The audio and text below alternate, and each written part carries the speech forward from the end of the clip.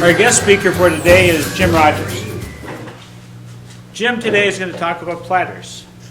He has the magic oven technique, which he'll describe for you. And so he's going to be up front, be down here showing you how he does it. A lot of stuff is pre-done, so we don't waste a lot of time. Jim, the program is yours. Thank you.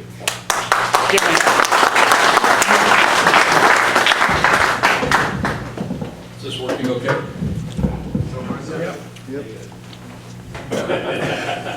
Okay, what I want to do today is something perhaps a lot like several demonstrations you may have already seen or soon see. But what I'm going to try to do is do 4 different demonstrations in, an hour plus. And the idea is really to take you through things, all of which could be individual and separate classes. For instance, up on the video when we first started, interesting color. When we first started was a bowl, and I'm going to be doing a class after the first of the year on doing a decorated bowl. Well, today I'm going to do decorated platter, which is pretty much all the same steps. You just have to do a bowl shape instead of a platter shape. So I'm going to take you through that. Well, since all this stuff is things that you may have already seen or done or been participated in past classes, I've got to find some way to make it more interesting. So I thought I would throw in a few mistakes and some catches and things like that. And the idea is you got to figure out when I have this catch. So you got to see if you can catch the catch. Anyway, so I'm going to take you through one portion is going to be turning. Second portion, I'm going to come down here. After I've turned the platter, I'm going to transfer a design onto it and show you at least one technique for doing that. And then after I do that, we've already talked about burning wood to cauterize the fibers and also for transferring design. And I'm going to show you how I do that. And it's another technique that any one of these things you can take and adapt and use for your own projects. So I'm just giving you pieces of a whole bunch of different things. Once I've done that, I'm going to burn it. After I burned it, I'm going to colorize it. And after I colorize it, I'm then going to put a finish coat on, or at least one top coat, or first coat.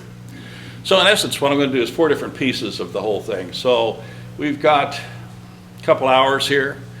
Ask me a question, and we may be here till 3 o'clock. So otherwise, we'll be out here by noon. So. No, anyway, have any questions or comments? Feel free to add them and share them, because I learned a lot of things this morning, things I had never been exposed to before, some things I am forced now to go out and have to buy, and things I didn't expect to have to buy. Because the next thing we're doing next week on our next video is chainsaw maintenance. So guess where I'm going? To the steel dealer and pick up one of these new file systems. I have the old file system, which works just fine, but I like this one, so I got to go out and pick up one of those things and put it in the video. So I learned how to do it first, so we can then put the video. Anyway, up to the stage, let's get going.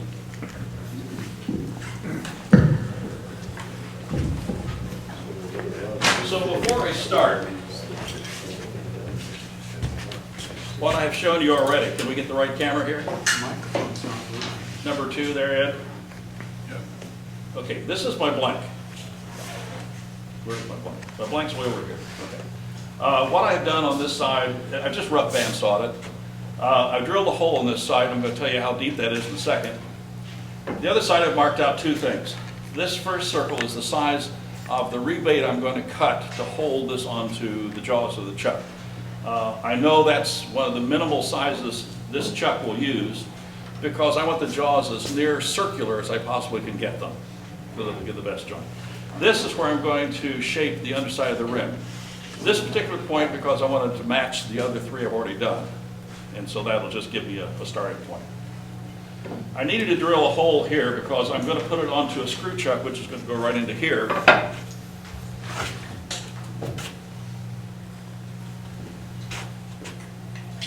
This goes in the jaws of the chuck. If I put that in here and screw this on, it's going to go too deep. So I've got a couple of spacers. One happens to be just an old washer. It turns out to be exactly enough that this hole will not bottom out on the thing. So let's just go ahead and stick this in here for a second.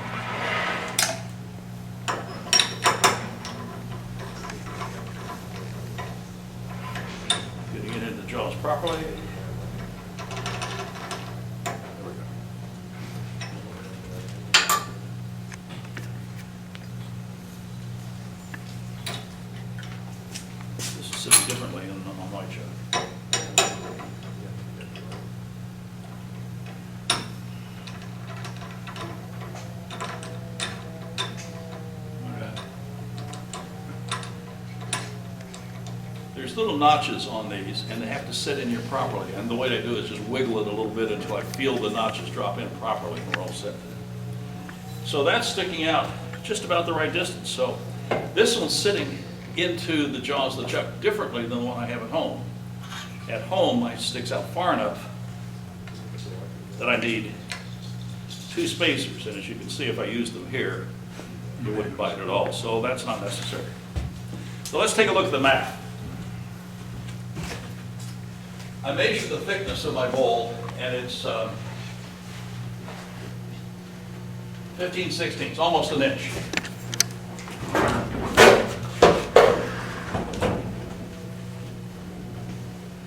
And I know I want the bottom to be about 1/4 of an inch, so that's 4/16.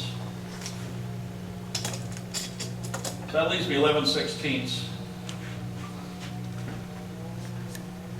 And so I now know how deep I want to take the bottom here. I've got the 1/4 inch here. My rebate in the bottom is an eighth. It's going to be 1/8 of an inch. That's 2/16. So my drill hole has to be 9/16. So you look at my blank sideways. Okay, right. So I have a rebate I'm going to cut in here. It's going to be 1/8 of an inch deep. So I need the drill hole on this side. That's my drill bit, believe it or not. This depth to here.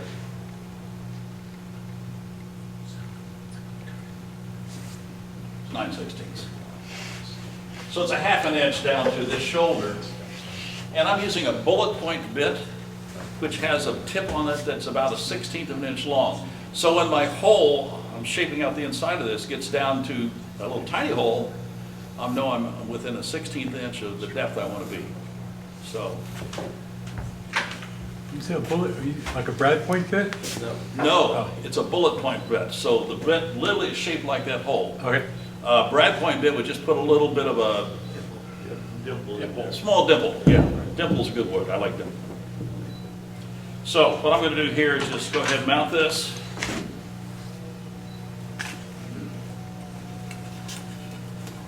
These have to sit tight to the jaws. Oh, that's good. Now, generally, I don't need the tailstock for this, but before I do anything, I'm going to mark the center. I need, for my last step, to be able to know where the precise center of this piece is. I'm going to put it on a vacuum check for the last step. So, I've got to mark it.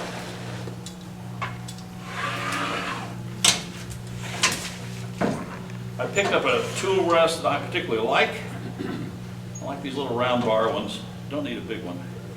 So I'm going to have to cut my 1/8 inch depth here. Two tools I need is something that will cut it. In this case, just a wide parting tool and something I can measure with. So let's go for 1/8 of an inch.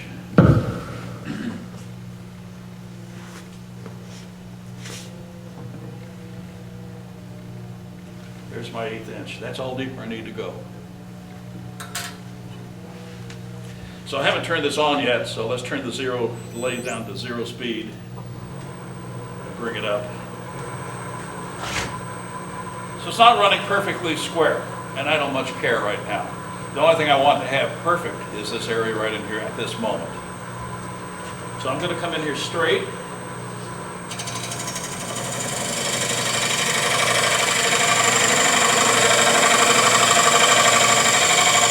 I'm going to go down about 1/8. That's it.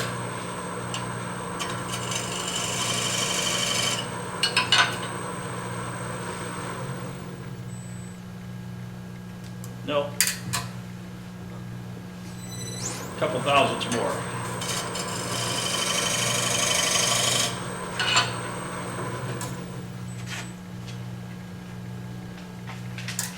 Another couple thousand.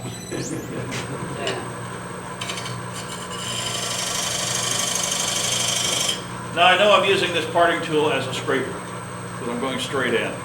We know that parting tools really are bevel rubbing tools in most circumstances, but not in this one.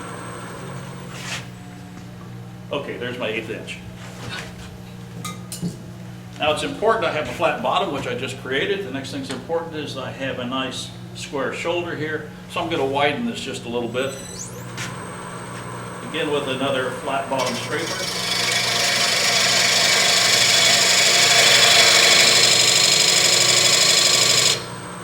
Okay, ready to mount. It won't hurt to be sure that inside corner is perfectly clean. No, wrong skew. Wrong skew.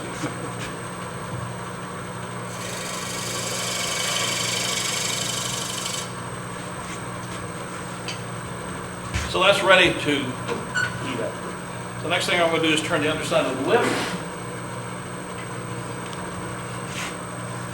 Speed looks okay for a moment. You don't ever want to come out here with a gouge and hit the edge of this piece. Half the wood coming around is going to cut really nice. The other half is going to want to tear out like this, so that's just not a good thing. You always come into a raw edge from the side. So I'm just going to undercut this is the underside of the lip.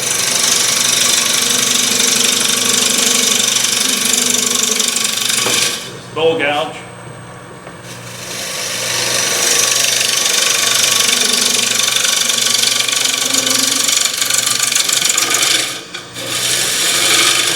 Yeah, I can use some more speed.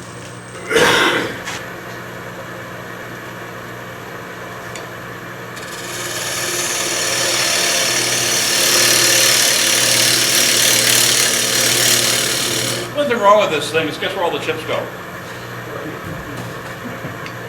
Bummer. Of course, you're wearing a tape string, right? Either that or don't talk and turn. Right.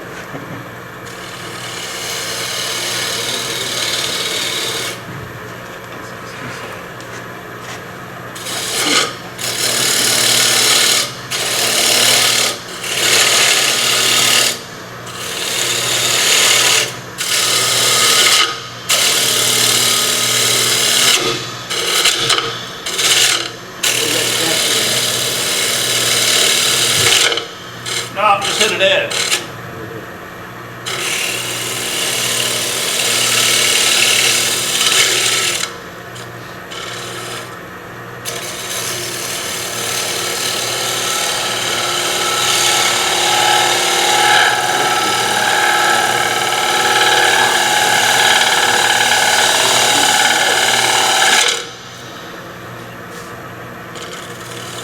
Now why worry about shape?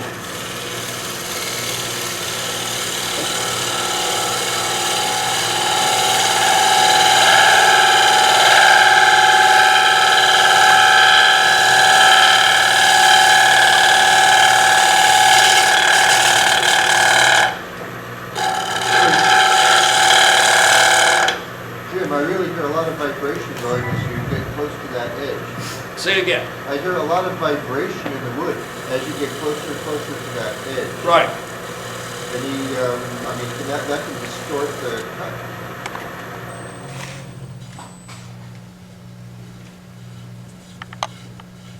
No, I'm not too worried about it. But there was vibration, you're right. So what I'm going to do is I'm going to do a pull cut across that now and do a little bit of shearing. Just for the purpose of kind of cleaning this up a little bit. And taking out any vibration marks.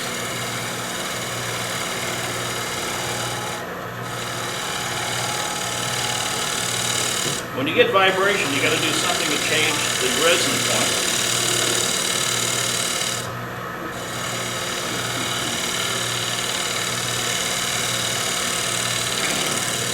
Change the cut, change the sharpness, change the speed. So I think my rim is done. So we're going to sand it.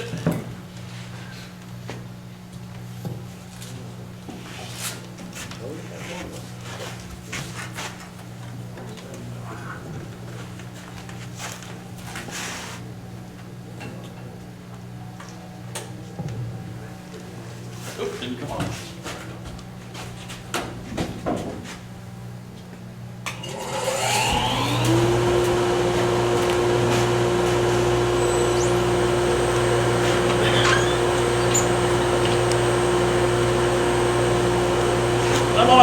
this area here.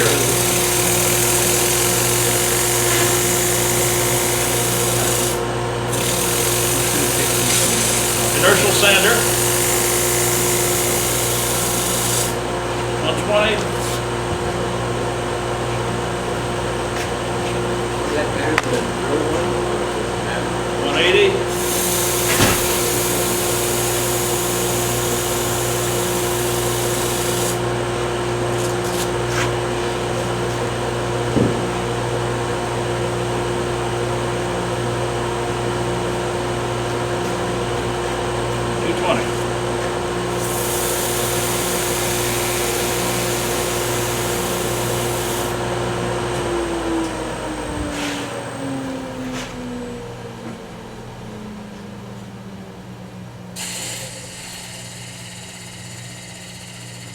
Okay, the other side's done.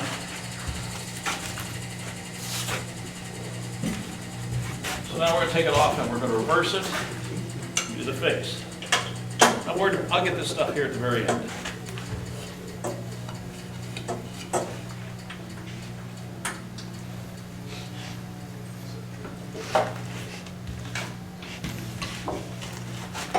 In the background you hear John Cobb with his chainsaw prepping the wood for the holiday sale. And you're going to have some really great wood for the auctions.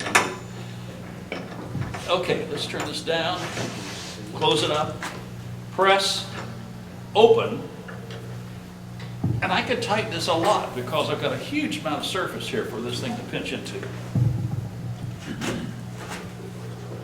Okay, it's on the lathe, ready to do the face. To my bolt gouge.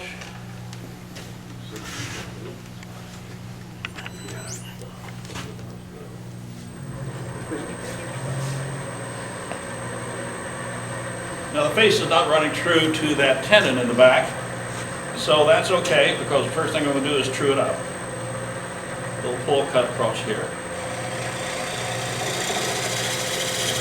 Just to clean up the surface.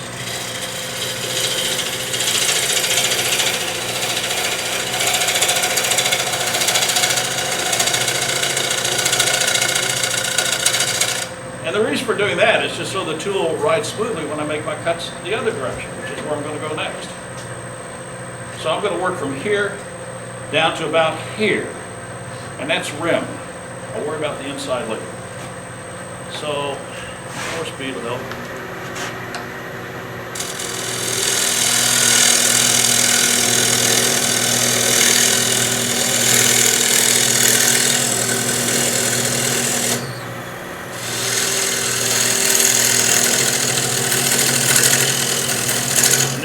By just looking down, I'm judging where the inside needs to be to match the outside. The fun thing about this, I get to throw the chips to you, rather than you. So now I need to work on how thin I want the rim.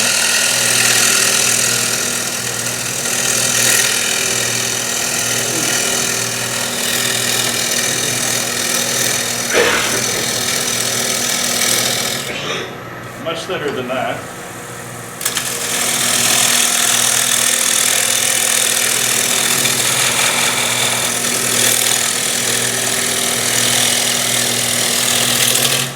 Now I'm just about at the right thickness. I'm just about at the bottom of the rim, so I'm going to not go complete yet.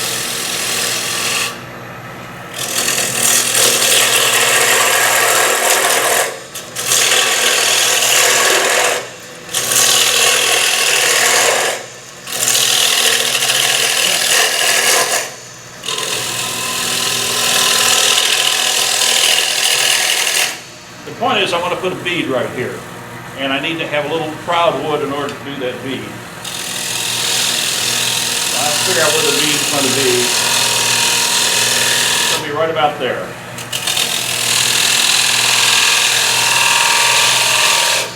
As the wood gets thin, because this has been sanded, I have no problem with holding this from the back side. Let's finish off the thickness here.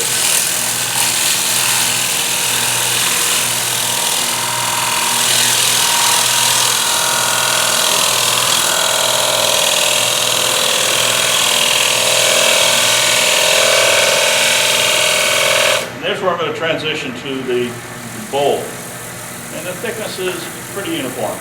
A little thick out on the rim.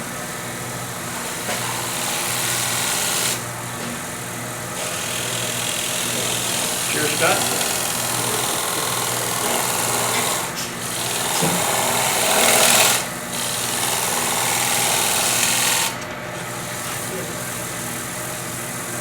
Okay, it's getting thicker down at the bottom, but I expect that.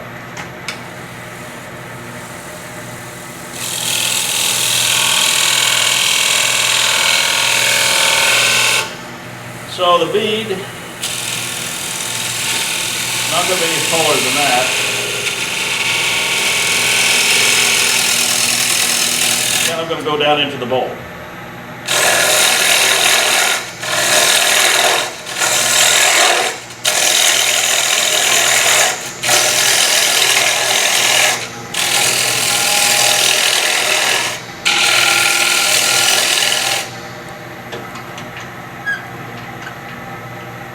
So let's put the bead in. I'm using a D-way beading tool. It's going to go right there. I'm going to take a little more of this off just so I can get the tool resting closer.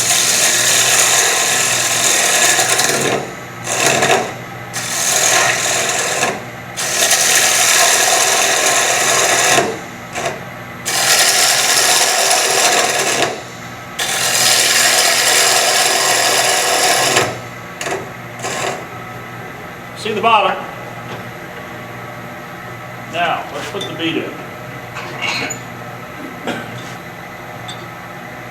This tool is used this direction.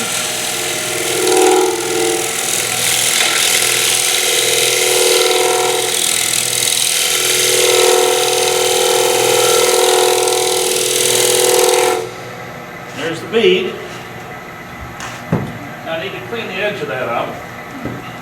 And I want to get right down to the edge of that bead, and I want to get as close as possible. I'm going to use the tip of a skew chisel used as a scraper.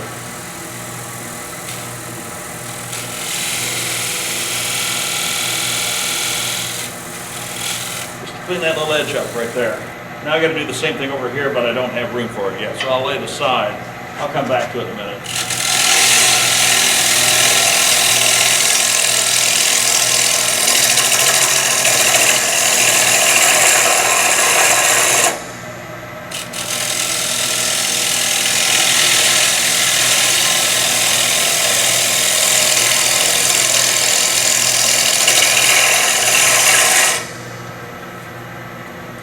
Go away. Oh, it's in somebody's eyes. I'm going to move the tool rest over just a little bit because I want to be able to get here cleanly.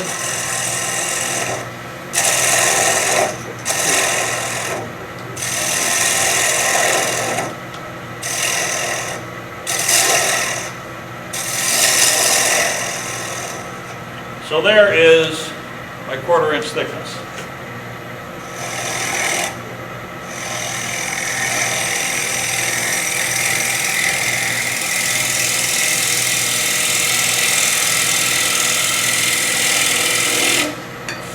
Vibration.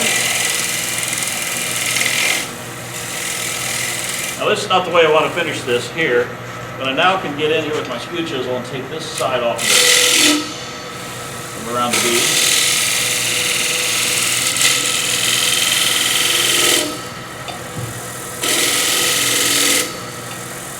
Right up to the bead now.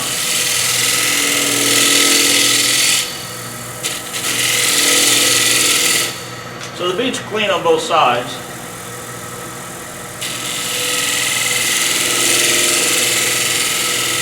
And I want to perfect that bottom as much as I can. I have an old skew chisel I've had for years, and it's ground round in the radius.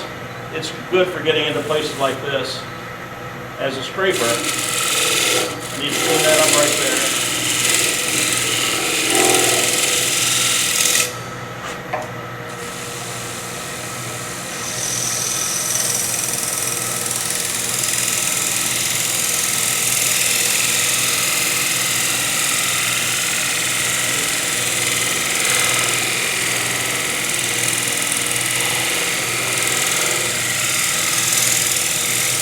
What I'm doing now is just trying to take out as much of the toolbox as I can. A little high here in the center, I see. I'm going to go a little bit less than my 1/4 inch.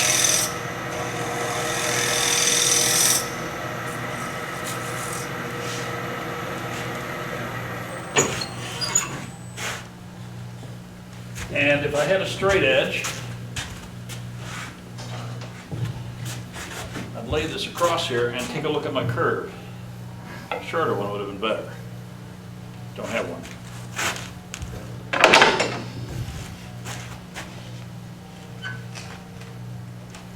Shorter one would be better. There's always backup plans. And what I'm doing is examining the shape of the curve. It's still a little bit high in the center for me. I want to take just a little bit more off the center. It kind of goes like that. Not much.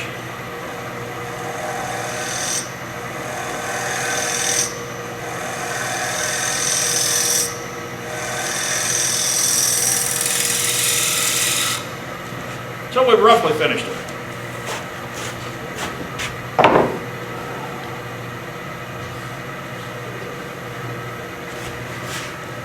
Back to sanding. And now I'm going to use a power sander. And the reason is, reciprocal sander's fine out here, but it doesn't do me much good down in here because the wood isn't moving very much. So I've got to find another way to sand it down into the center. And the reciprocal sander is going to be the trick. So I'm going to go through the same kind of grits. Oh, that's interesting. I can't plug them both in at the same time. Well, I can switch them real fast, I suppose. Another plug over here. You got a cord right over here by the monitor. Got it, perfect. There's always a solution. Thank you, guys. I didn't plan that.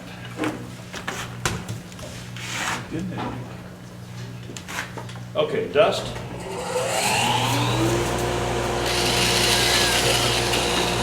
This is Milwaukee, same thing as the Sioux angle grinder. It's variable speed.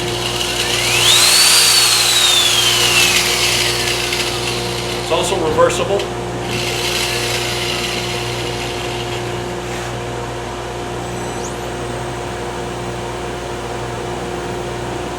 I don't know, 400 or 500, something like that.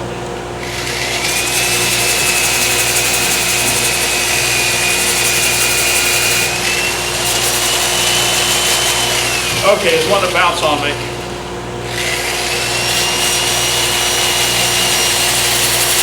Pick up the other direction.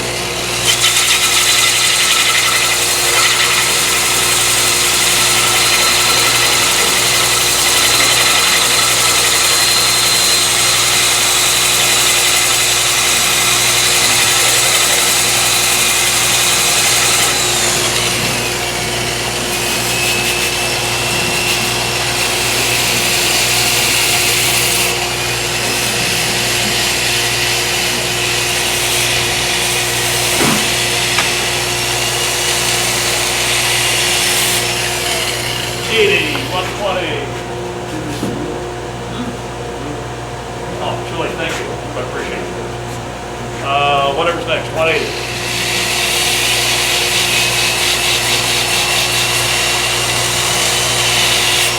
Didn't you do anything separate for the bead?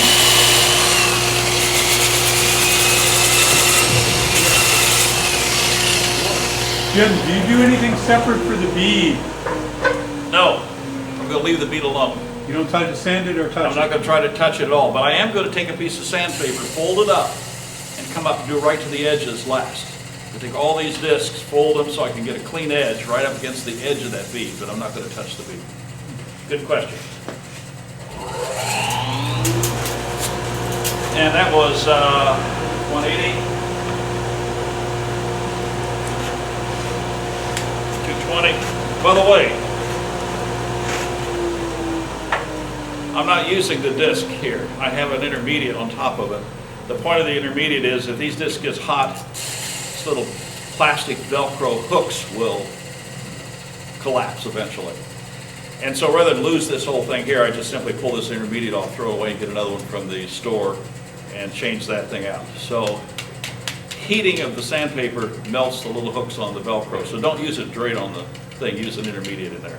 Hard ones, medium ones, soft ones, so you can change the hardness of the whole sanding disc, but I like it a little flexible. That's already on it.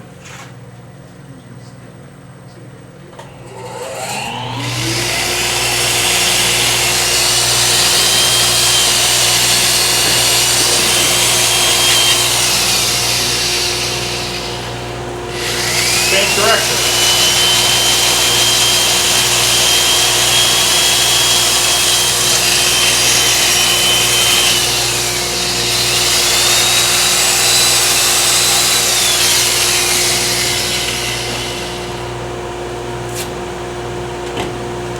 So let's go back to about 180. And what I'm going to try to do is come right up to the edge of these beams. Outside, inside,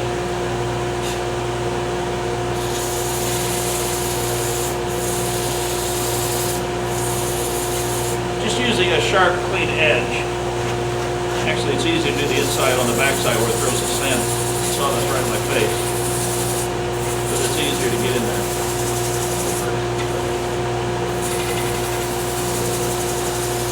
So we've done the back of the lip, we've done the inside of the lip, we've done the basic of the bowls, device. Now I have to finish the back.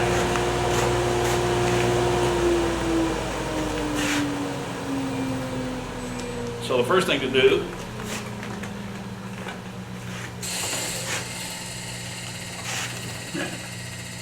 unwind, put that away, take my chuck key, righty-loosey, lefty-tighty in this case. I'm going to take the chuck off.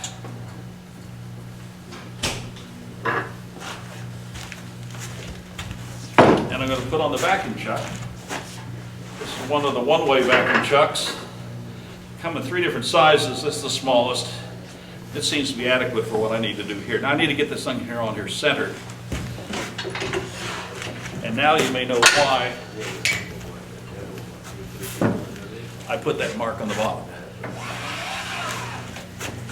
So then now I can come up here, put it right back in that mark.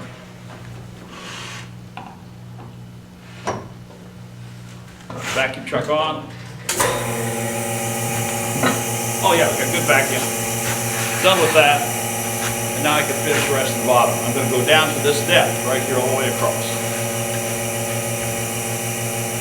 And I need the rest.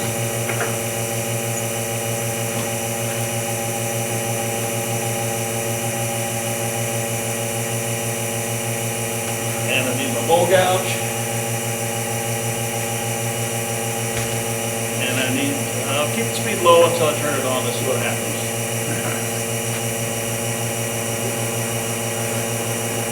Now one thing, because this may not be running perfect because of the foam and all that sort of stuff, one thing I'd like to do is not necessarily touch this edge right here. I know it's fairly square. So I'm going to start a little bit inside of that because I need to bottom a foot for my platter. So I'm going to start about here and turn this away. The last thing I'm going to remove is this. By leaving that there, I always have a sense of how deep that bottom is. And I know if I go deeper than that, I'm going under 1/4 inch wall depth. Okay, here we go.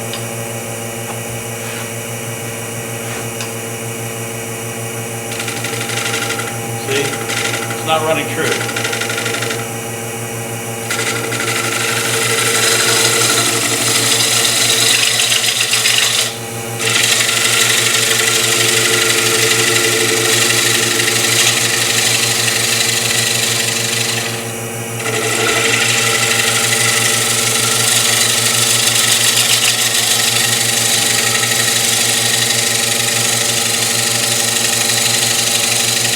Now I'm doing something I don't like doing. I'm going to leave that on, obviously. I don't like cutting across the surface of something that's sitting hill on the vacuum chuck. I prefer to cut toward the vacuum chuck, the purpose of which is I'm not trying to move it. If this was, let's say, a pour vacuum, I got a really great vacuum going right here. I probably can't jerk it off. But if I was having a pour vacuum because the wood was holy or it was a poor system, pushing this way could displace the alignment. But I got a good system here, and I'm going to try to take light cuts while I get down to the bottom. But I would prefer, generally, if I had an option, to cut that direction rather than that direction.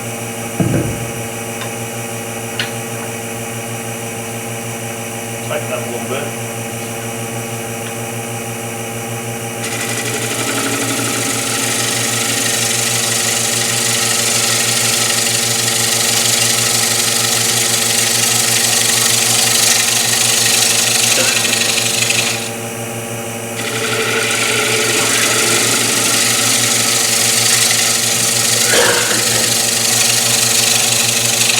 Aiming for the bottom of my relay there.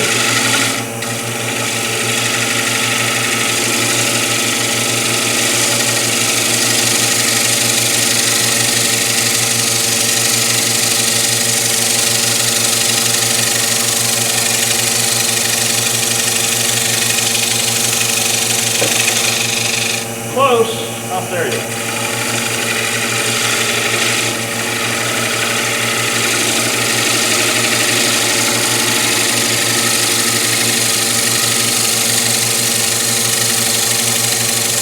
That'll do it.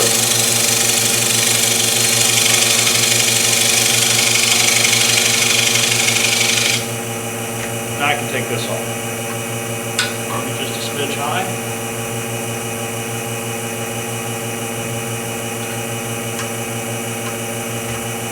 Right to the center, as I push across, I don't have much turning momentum, so I really like a full cut if I can do it.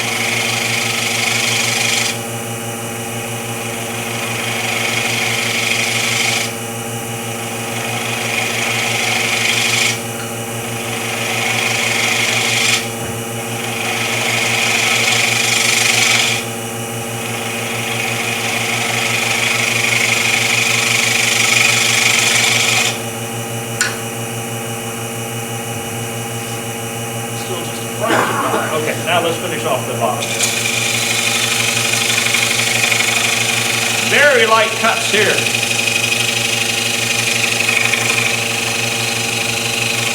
Wait. Just take your time. Light pressure.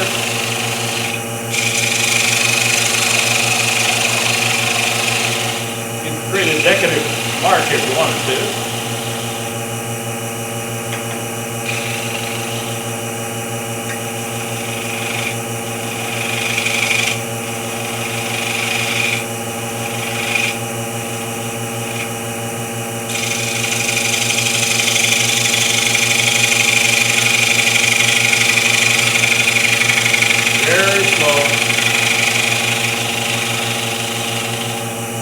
It's still bumped up a little bit in the center.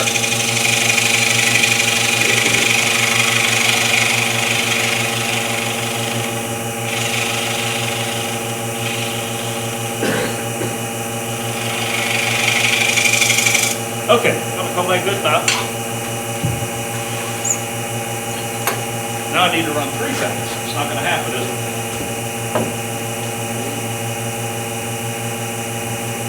Start with 120 again. I can run this. I can run the vacuum. I can run the lathe.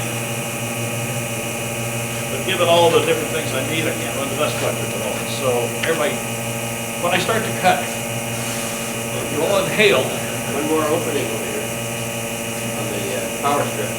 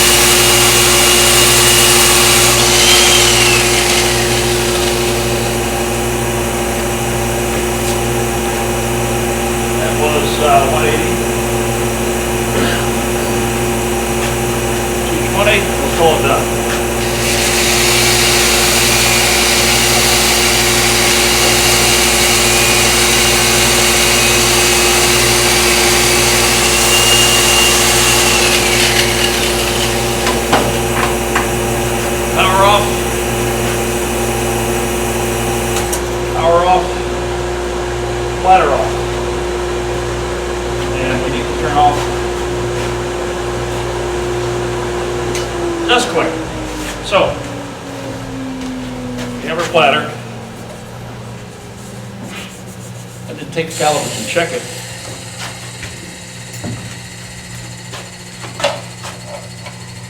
Oh, look how thick it is. Oh! So, a little under a quarter, 3/16.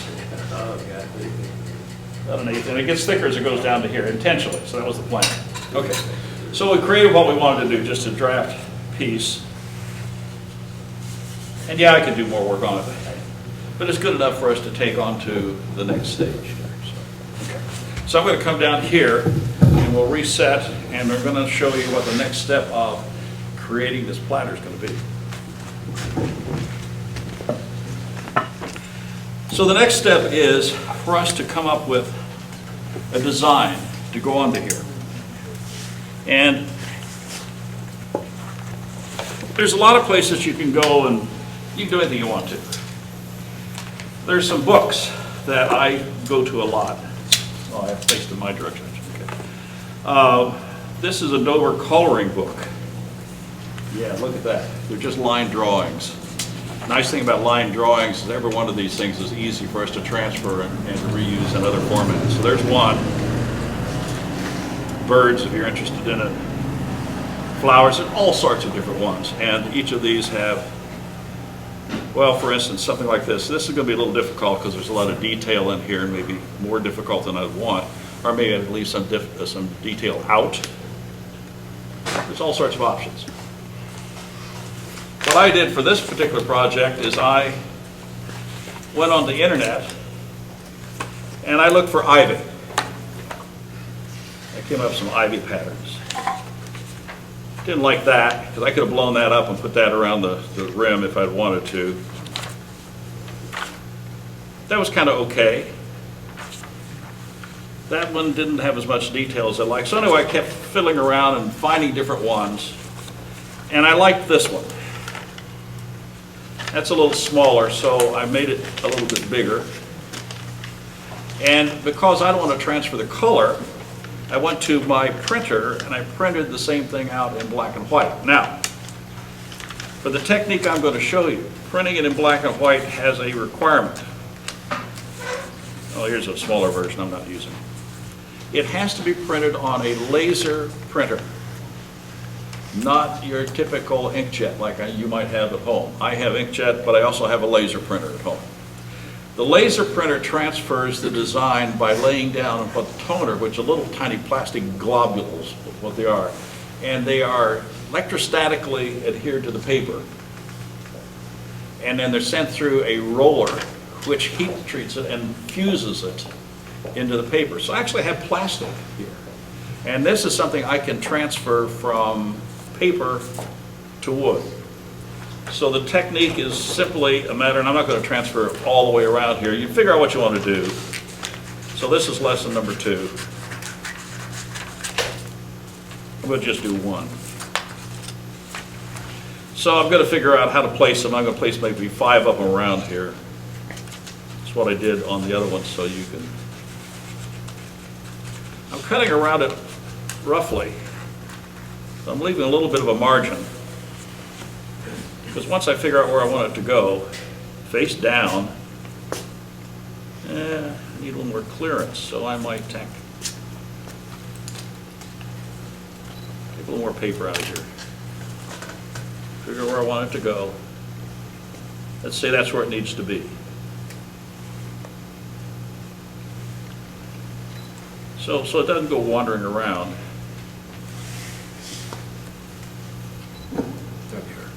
I'm going to tape it down. I'm taping in places where I see there is no image on the other side.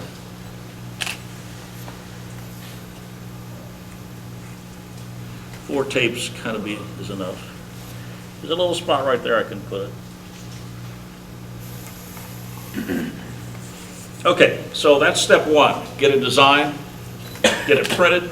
If you don't have a laser printer, you can go to Kinko's. They can print it for you on their big machines, which are all toner based. If you're here, you can go into the office and ask Denise to make you a copy. And the printers they have there are all toner based. Now, I got to get it from here onto the wood. And there's a couple ways to do that. One way is to use heat. And if you go into your razor tip catalog or some of the other woodworking catalogs, you'll find basically miniature versions of a iron, which you press against this and heat it. The heat then causes this plastic toner to be released and transferred onto the wood, so you can heat it and transfer it. I'm going to transfer it chemically. And what I'm going to use is, if you go over to Blick or any of the art supply places, you will find what are called blender pens. And this is a blender pen, and what they call it is blender. And if you smell it, it's atrocious smell. It is xylene, or xylol was the xylene. It's a very volatile solvent, and it's a solvent that will dissolve this toner. And you can buy them, and when they're completed, you can throw them away, or like I do, I take the cap off, I pull the piece of felt out of here, and I have a quart of xylene sitting on my shelf in the shop, which I don't even know if you can buy it anymore. Can't? Well, I have a quart. So you got to go to Nevada to get it probably now. If you go get some denatured alcohol at the same time. Yeah, while you're there, pick up some. They stopped selling that here. 99% alcohol for whatever. What I then do is simply transfer some into here. I use a syringe and just put it in here, and it drops down into the cotton down in here. And this pen's been with me for years. And that quart of xylol will last me probably the rest of my life also. Unless I sniff it and die of brain cell damage. So anyway, I'm going to rub this on here. It's going to turn translucent. And the next step I'm going to do is, right after I rub this on, I'm then going to take and burnish the back of this to be sure that the softened material now is transferred onto the wood. And I would stick all 5 pieces down here normally and do them all. Got to have eyes. Okay, so we're in the center, yeah, good. Question, Jim? Yes, You like the chemical process versus the burnishing with the heat? yeah, I do. Yeah, it's the way I've always done it, and it's always worked. And while the other one may also work, I've just never tried it, and I'm not switching away from something that's worked for me. I don't see any reason why the other method wouldn't work equally as well. And if you get a razor tip, you can find these things, little triangular, flat burning tips. Is that the way you do it? You heat transfer? I haven't tried it, but I do have that tip. Yeah, and the key is transfer onto a piece of scrap wood first, because you've got to get the temperature set just right, too hot, too cold. And the idea is every time you do anything that involves heat or burning or something like that, have a piece of test wood of the same material set aside so that you can always try things. And I'll show you my test in a minute. Okay, let's transfer one. My job is, oh, I'm not going to get in the picture. That's going to work out good. Look how that comes out. Now, all I'm doing is making the paper translucent. It's like magic. Now, that's not it. Yeah, I have maybe too much xylene in the pen. This one over here bled. And sometimes you don't get a complete design transfer. And basically, for the next step, it doesn't really matter too much, because I can kind of figure out where it's supposed to be if it's not there. I missed a spot right out here. Look at that.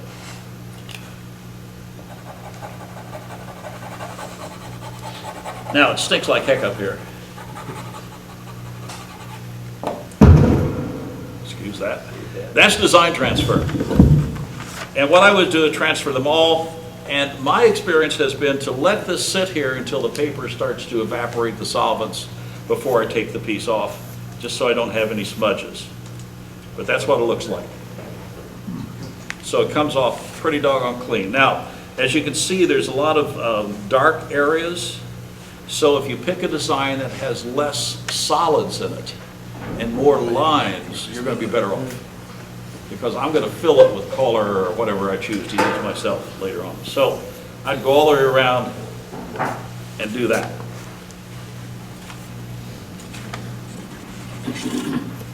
So there it is. Darn, isn't that interesting? The magic oven, there we go. But the point of it is that I've already done one with 5 designs right now. This may be kind of the design you'd like, or maybe you'd rather have something in here, nothing out here, it's whatever. So now, I need to make this permanent on here towards the goal of coloring it. And to do that, I'm going to burn every one of these lines. And I'm going to use my wood burning. There's a lot on the market. I have a unit here that's called Edgemaster. I bought it from Woodcraft many years ago. It's not even being made anymore. What I like about it is I can put everything I need inside. It's the lowest power doggone unit I've ever seen. And most of the new ones from Razor Tip and Burnmaster and all these companies are much more powerful. And they tend to hold the heat longer. When I press the pen down, I lose heat immediately, and it has to build the temperature back up again. Some of them recover faster than mine does.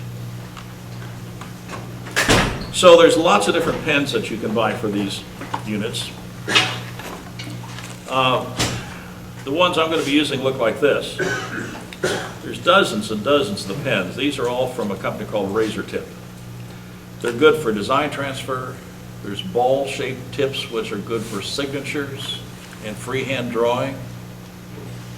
There are ones for shading. And the catalog you want to get, I got to remember, I got to put it in my direction, is Razor Tip. There's exhibit catalogs in the back. You have some back here? Great. Razor Tip is probably the leading producer of tips and burning systems nowadays. Also, when I take one of these old discontinued units of mine and they wear out, they do wear out, the metal fatigues, the metal will eventually break, and then of course they won't heat anymore. So I send them to Razor Tip. I send them $5 US in the envelope, and they will rebuild anybody's pen for $5. They don't care about the brand. They'll fix it and they'll send it back to you. It's not necessarily quick. Sometimes it's a couple of 3 weeks. You kind of almost forgot you had it when you sent it. But Razor Tip does rebuild them, and they've rebuilt some of my Edgemaster tips, as well as some of my, these are Razor Tips the way they come. My system uses this kind of a plug. The Razor Tip system uses this kind of a plug. Do not use your audio cables.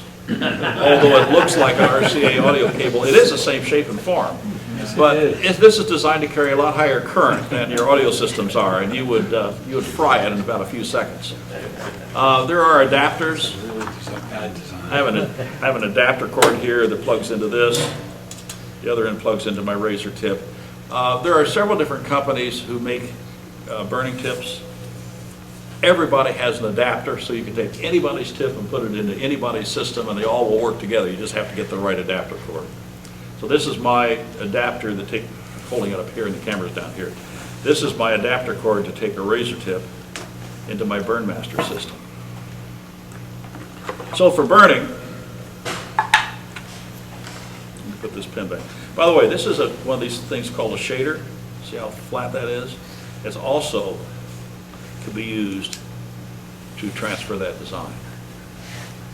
Shaders are worked by drawing it like this slightly across the wood at a low setting, and it just toasts the wood surface to whatever degree you want. So you can create shading by using this kind of a tool.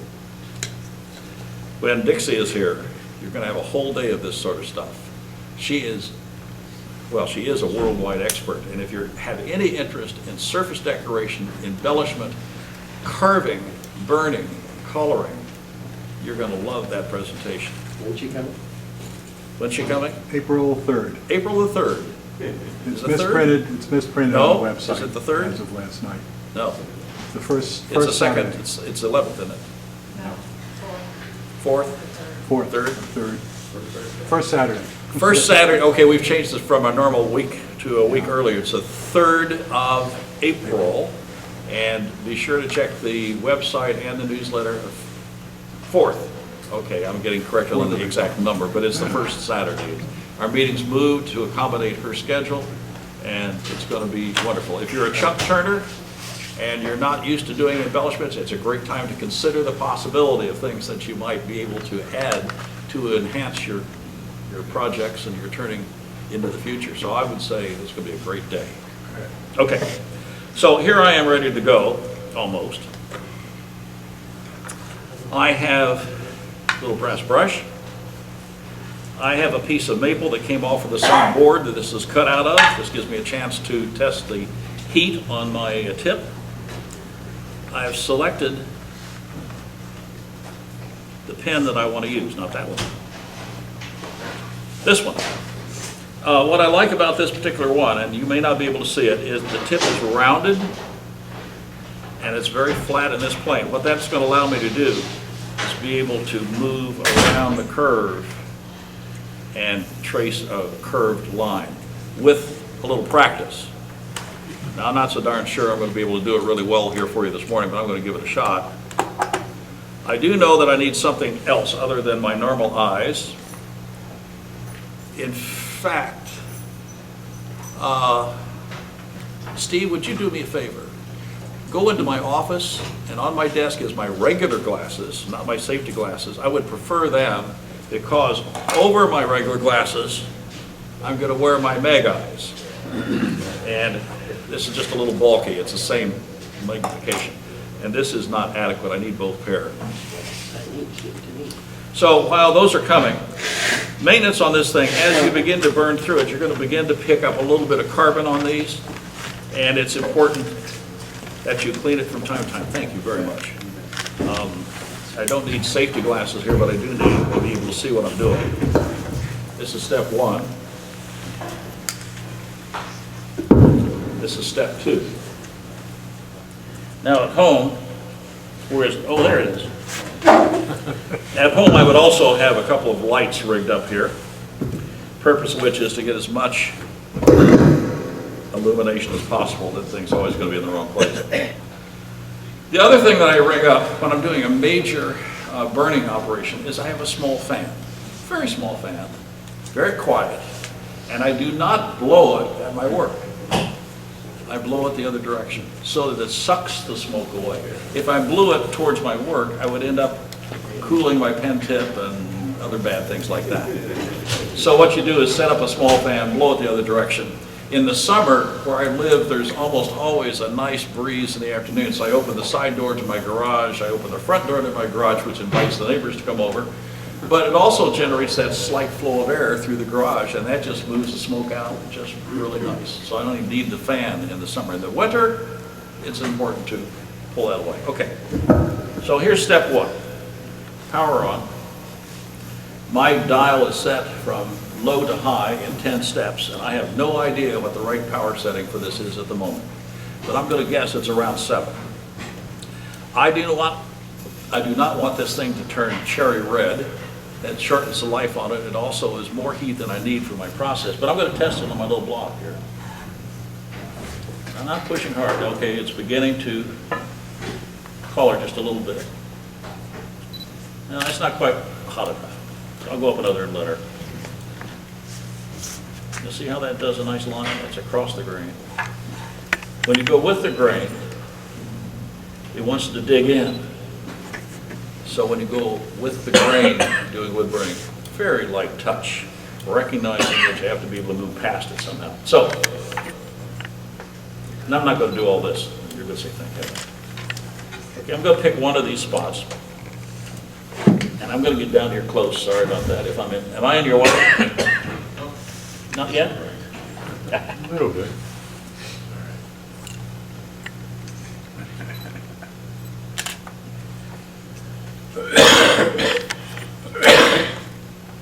Now this board, from which I built this, is a piece of cross-grained wood. So one of these patterns I'm cutting around the stem here, and I'm going across the grain, it's going really great. Someplace else on this blank, when I get to it, I'm going to go down that stem and I'm going to be right in the grain. As a result, oh, that's going to be a different feel and it's going to behave differently, and that's going to be an oh heck if you're not careful. So just be aware when you're with it and when you're across the grain. Okay, so put the stem on. Let's do at least one of these little puppies. Now I'm not going to put all this detail in. Here's one side of that leaf.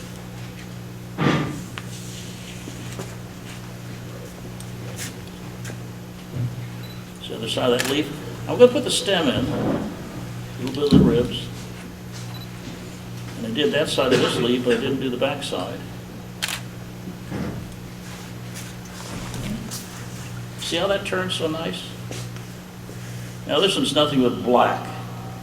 But I don't care, because once I get this burned in, the next thing I'm going to do is come in here with a little acetone and take all that black transferred ink away. I don't need it anymore. In fact, I don't want it anymore. If I sand it to get it away, I'm just going to push some of that ink down into the fibers of the wood, and I'm going to end up with gray spots. So I want to use a solvent to get it off. So I've done this leaf. Let's take the stem over here. Because I've rounded the tip on this tool, I actually can work it backwards. On stems and flowers, you can do 2 lines. And then with 2 lines, you then can put color in the middle. Since I'm doing 1 line, the burned line is going to be it. That's it, I can't color. It's going to be a black stem on this particular ivy. So let's do 1 more leaf and then we'll call it started properly. Now I stopped for a second. And when I stopped for a second, the pen continued to heat up. So I got to recognize that when I first started back again, the tip is warmer than it was before.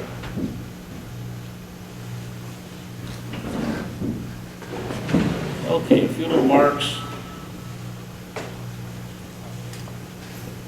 You can see we can go all the way around. I've done that much. I have to finish that thing 5 times. So one of the interesting things, power off. By the way, hot metal and cold metal look pretty much the same color. So my little gizmo has a rack to clip this on. And if you do enough burning and you continue to burn, one of the things that ends up happening, the shaft of these different devices get hot. And I have some fingertips I can put on, like this. Like a silicone. There's silicone.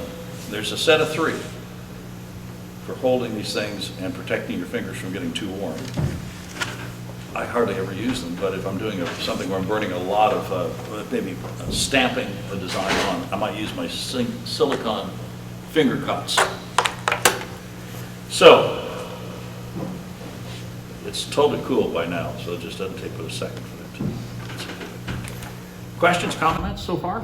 Could you use carbon paper to do the tracing? Good. The question is, Gary's asked, could you use carbon paper? And the answer is, I would prefer not to use carbon paper, but I would use graphite paper. Graphite paper is designed specifically for tracing. Carbon paper has an oily, waxy material in it. And that is not so good, but the graphite paper doesn't. So in essence, the concept is absolutely, you lay that down, print your design on a piece of tissue paper, graphite paper, design, and then you would use a stylus with a small round tip and literally trace it around, and that would transfer it also. That works equally well. Another way of doing it. I've never done it. I've always had a wood burner, so I think it's a little less messy in some ways. So yes, you can do that. So I transfer all the designs around.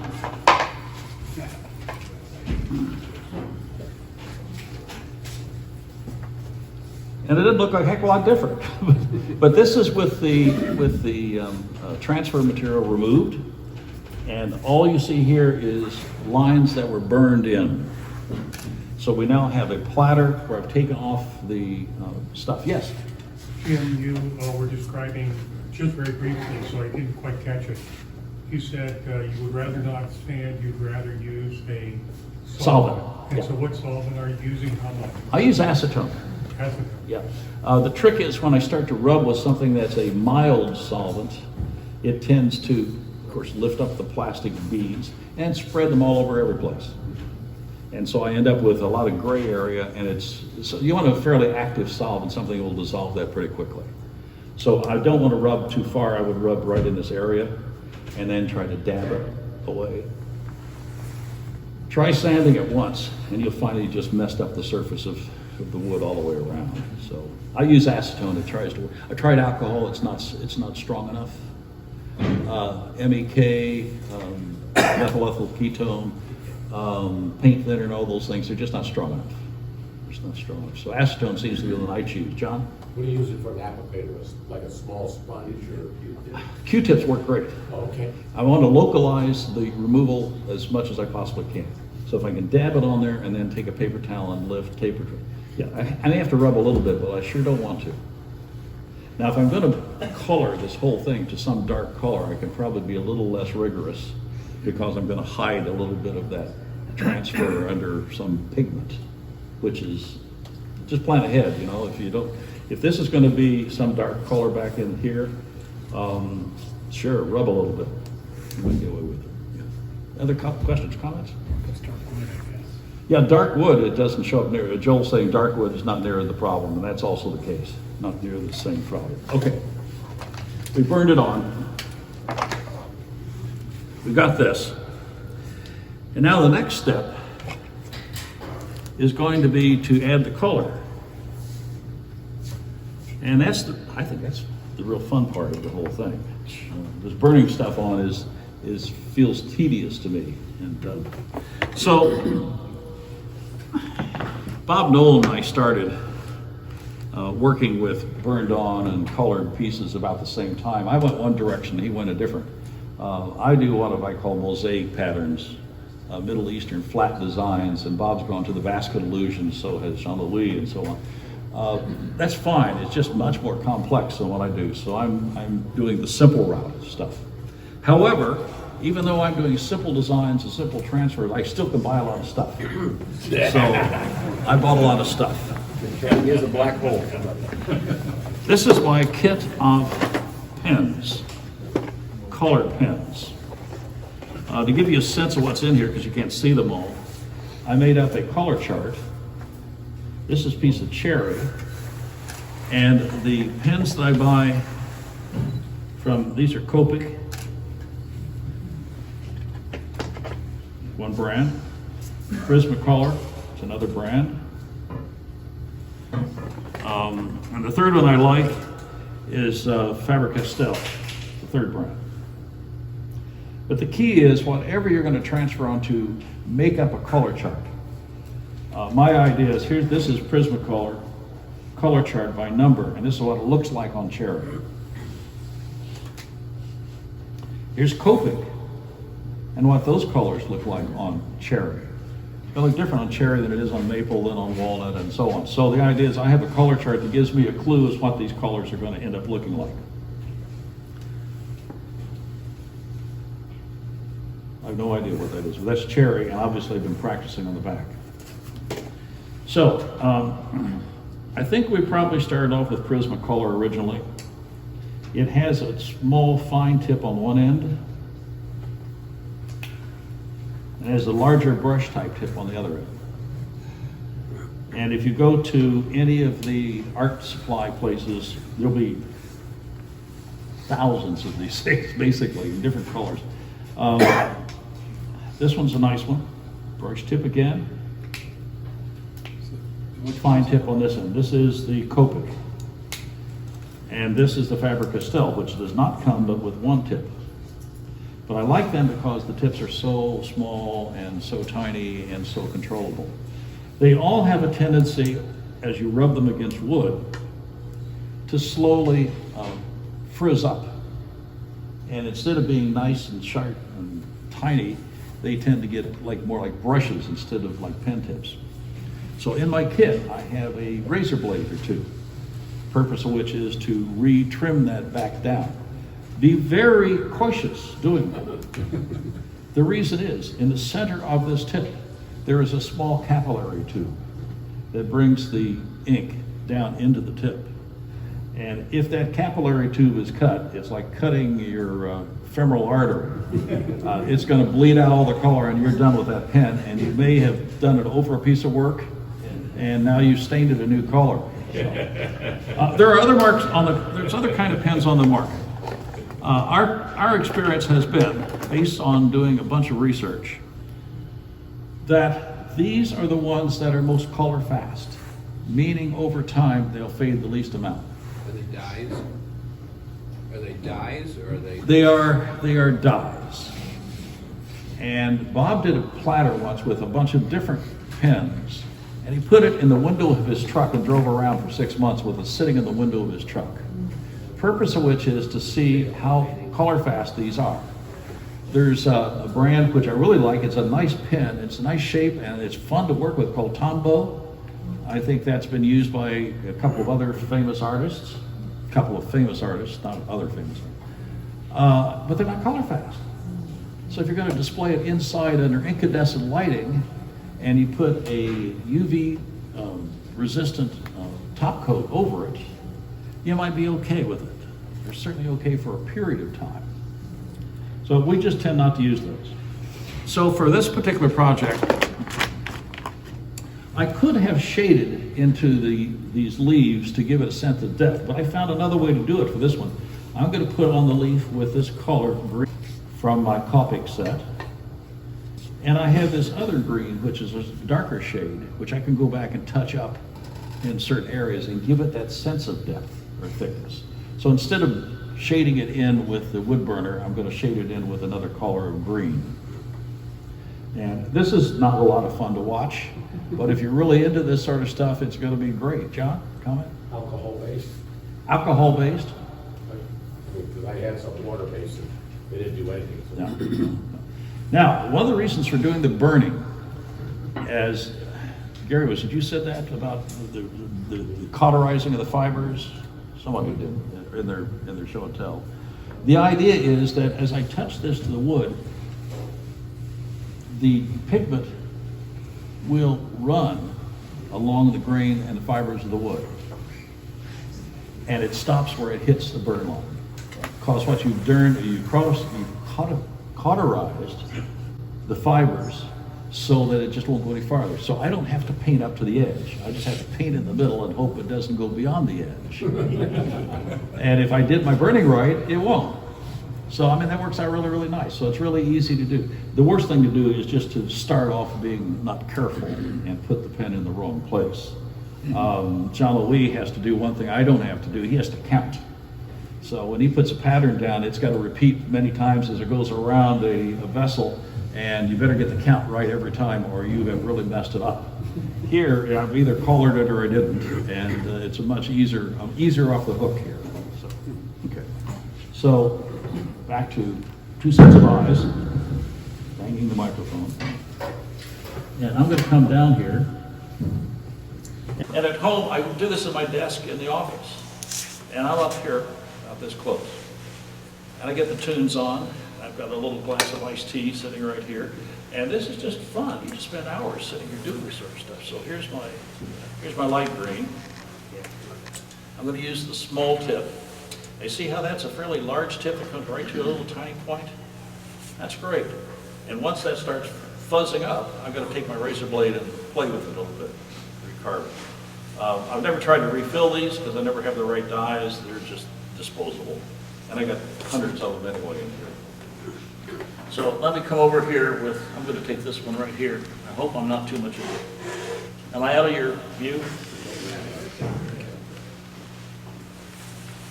See the top 3 leaves. Okay, there's one. Now getting up in this corner,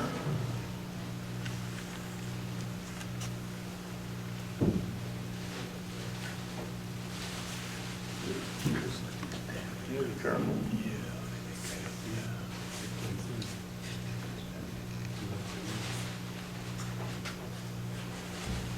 Now, if I didn't do that perfectly, there's absolutely nothing wrong with going up and having supper, resting, watching a half-an-hour TV, and then coming back and taking a look at it again. I will always see something that I didn't see before. This can be gone over time after time. So I'm going to go all the way around and do all these leaves, and then I might go back. So if you make a mistake, is there? I don't make mistakes. I have design opportunities. If you have a major design opportunity, will the acetone take that off, or Oh, no, DNA? you're stuck with it. You're just stuck with it. You can, if it's very light on the surface, you could sometimes scrape it. I've taken a razor blade and scraped off very small things, but it's not very likely that that's going to work. quickly. If not, you. Yeah, keep the going. longer you wait, the farther that dye sinks into the wood fibers, and you better do it right now. Yeah. I've not been very successful at scraping it, but as long as I'm doing designs like this. Now, if I went outside this line and really messed this one up, I'm going to go back with my wood burner, and I'm going to reshape the leaf with wood burning to make that part suddenly back inside the line again.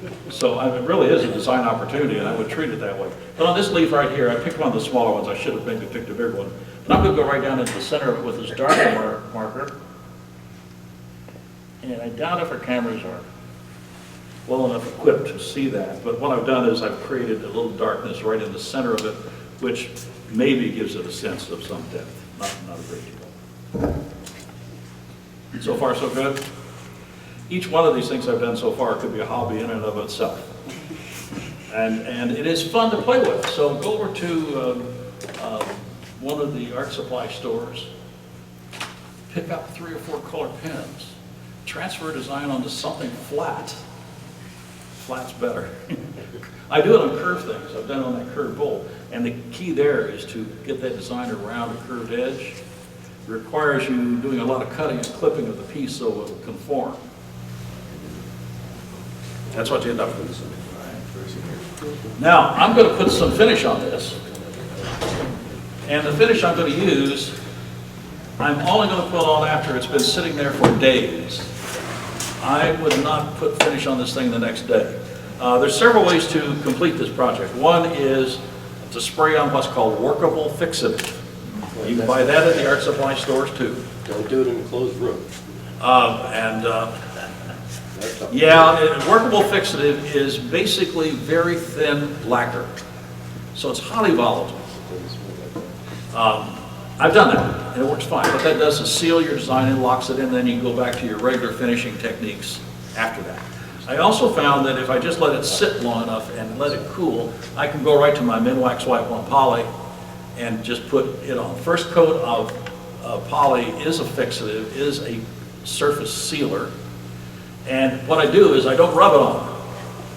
I blot it on. First coat. Second coat, I treat it like any other thing, and then I can continue to build coats until I get the finish I want, which could be glossy or could be matte. It's whatever piece is. So, Now, Jim, yes. on your first coat of your wipe on poly over the design, you're going to wipe the whole block, the whole rim. You're going to blot the Whole platter. whole platter. Yeah. I don't want to just do this. I'm actually putting a coat of finish on, but I'm just being very cautious in this area here. Yeah. So I buy my Minwax Wipe on Poly in the smallest containers I can find, and they're never small enough. Oh, this is something I failed to do ahead of time. Okay, we're the Menly Men. It's called Oh boy, well, if I took its top off, you would see me dipping in one of my makeup sponges.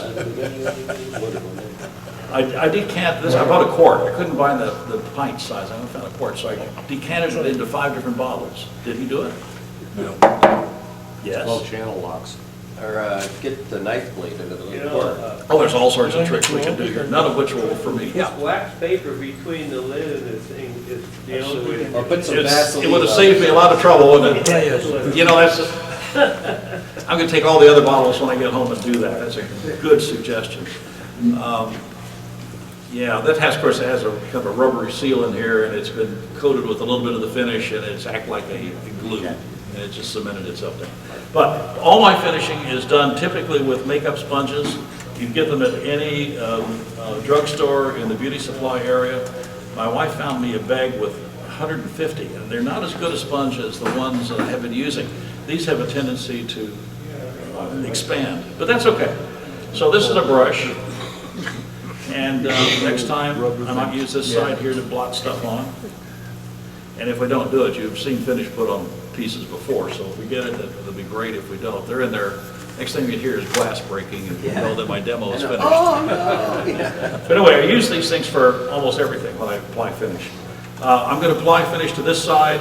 I'm going to wait 24 hours, then do this side. But I do want to apply finish on both sides equally as I go. I want to keep moisture transfer the same on both sides. It's like doing hollow vessels. When you finish the outside to make it look nice, you've got to finish the inside to keep moisture transfer uniform, even on hollow vessels. Examination is over. Right? It may be that we're not able to go any farther, but you understand what I'm going to do next year. But I did wait. I guess I put this on here a couple weeks ago. So it's been here quite a while. So this is really dry and as dry as it can be. But I am not going to rub that finish on. I literally am going to blot it on this area. All right. Sometimes it takes Get a it? village. Oh, wow. Take the village, yeah. Put my glove back on again. I buy these and I keep reusing them until they fall apart. So one box from Harbor Freight lasts me maybe a year. Costco, throw them away. Okay. Would you use a spray can ever? You can use spray finishes if you like. They actually are nice on things because there's no chance of me rubbing it and smearing it around. You're absolutely right. I don't do spray very well. We've had some members in here who have brought in beautiful pieces, well done with lacquer, sprayed from the rattle can. It's a technique that you have to learn to develop yourself. There's too much and too little. And I've never was good at it, so I've kind of stayed away from my rattle cans. But the spray coat that goes on here, which is a workable fix of it, one coat, that's enough. That's going to lock that thing down. So, and my finish of choice is, thank you very much for getting this open.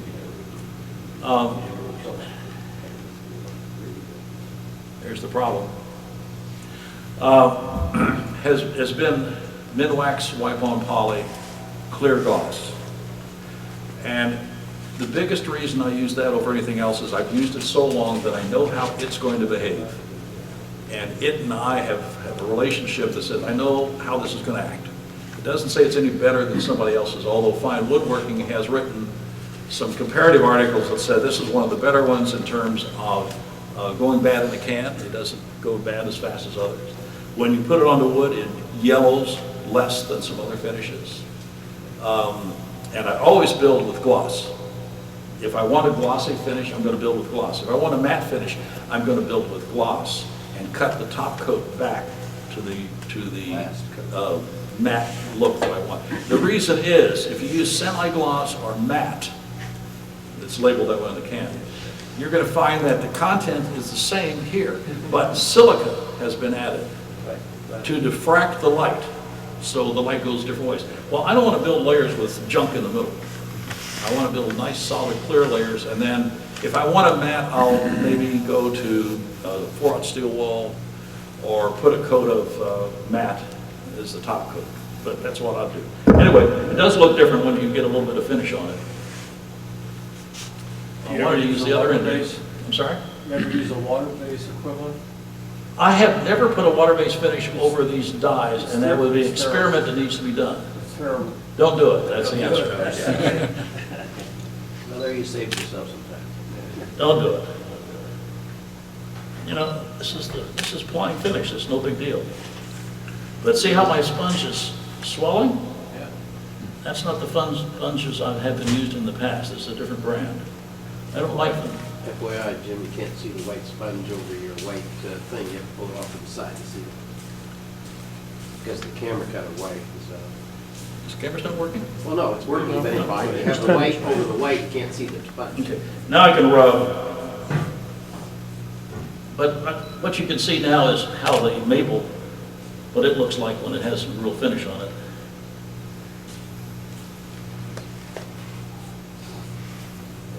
So that's what it's going to end up looking like, as shiny as I choose to make it later on. I'm sorry, question? I didn't hear. Wasn't meant to. Okay, so that's the first coat. Now, that's all I'm going to do. And so what we have here is a platter. Yeah, it looks a little blotchy. But what's happening, this is soaking in, and it's going to soak in differentially depending on whether it's hard or soft grain. How are you going to do the back and the front? After this dries for a little bit. I I can You do said the you can do it rim. at the same time, I was wondering how you would do that. You can't. It's about doing finishing bowls, and the same thing, you do one side, then you do the other side. So, what I've tried to do is to give you an exposure to 3 or 4 different techniques, none of which I've done in any degree of detail. I'd love to put this lid back right on now. I'm going to see if I can find some paper around here to seal this in before we close it back up. But anybody who comes up here after the demonstration, don't bang the table.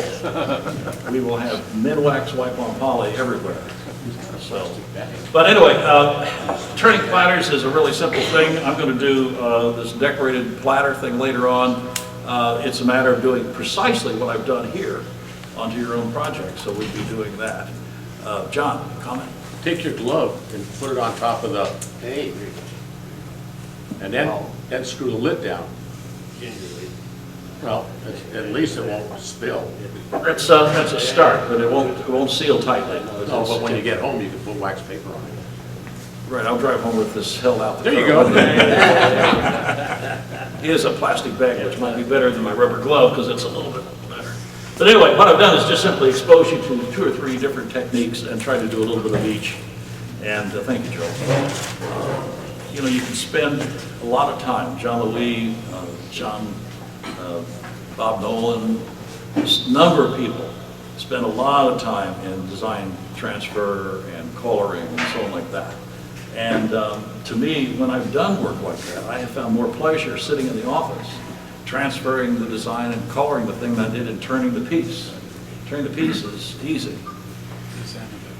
So for platters, I hope I've given you some basic ideas about platters. When you do your rebate on the bottom, you've got to know exactly how deep that is. You've got to know exactly how thick the piece is. And I do like the idea of drilling a hole in the top, whether you use it with a screw chuck to start your project, as I do, or just for depth purposes. That hole tells you how, when you reach the bottom of the hole, that's where you reach your expected wall thickness from here to here. And so platter turning is pretty simple. I've done just a really basic design here. And the beading tool is a trick to separate the rim from the bowl. And I think there needs to be something that separates this area from this area from a design point of view. Any other comments, questions? Where do you get your bullet bits? Your bullet? Oh, the DeWalt.